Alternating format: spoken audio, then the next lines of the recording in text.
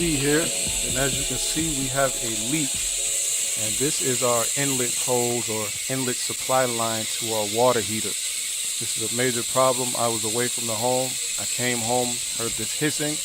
This had been leaking for some time, possibly hours, I don't know, but I got home and I saw it leaking. Grabbed the bucket, and really the first thing you want to do is turn this valve off, but I just decided to record it to show you guys the leak here.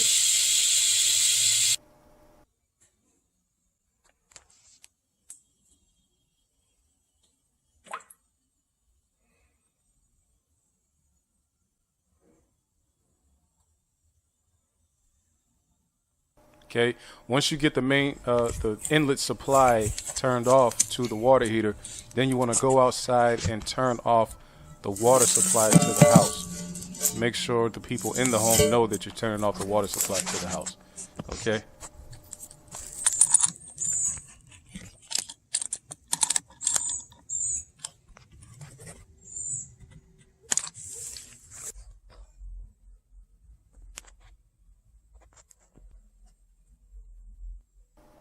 Next thing we want to do is disconnect the hose from the outlet side of the water supply valve. You want to disconnect that with a wrench. Be sure to stabilize everything before you start twisting and turning.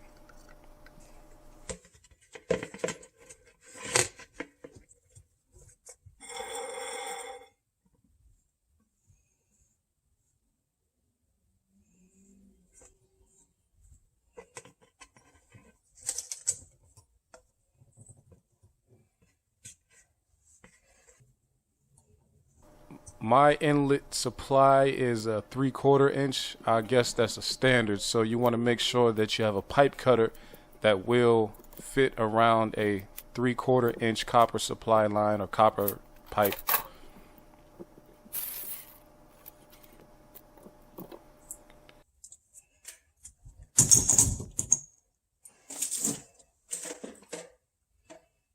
Okay, as you can see here, we have a lot of corrosion.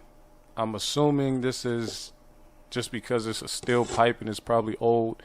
You know, you got a lot of, water pretty much on any metal will corrode eventually. So that's what we see here with the black.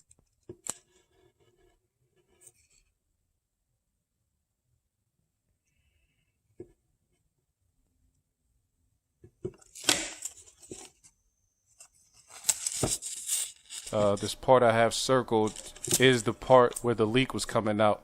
That brass fitting deteriorated over all these years, and it broke down enough to where water could now shoot through it. Tape around, or pipe tape around the ends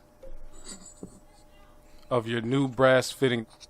The valve that we'll be using is a SharkBite push to connect valve. Okay, you want to push that on there, push it tight, and then pull on it to make sure it is not coming off. Then we want to put our brass nipple on, make sure we tighten that down pretty good.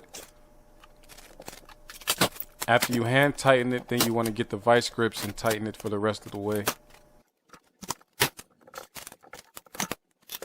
Then grab the supply hose, connect that to the other end of the brass nipple, tighten that down with a wrench, and now it's time to test our fitting and connections.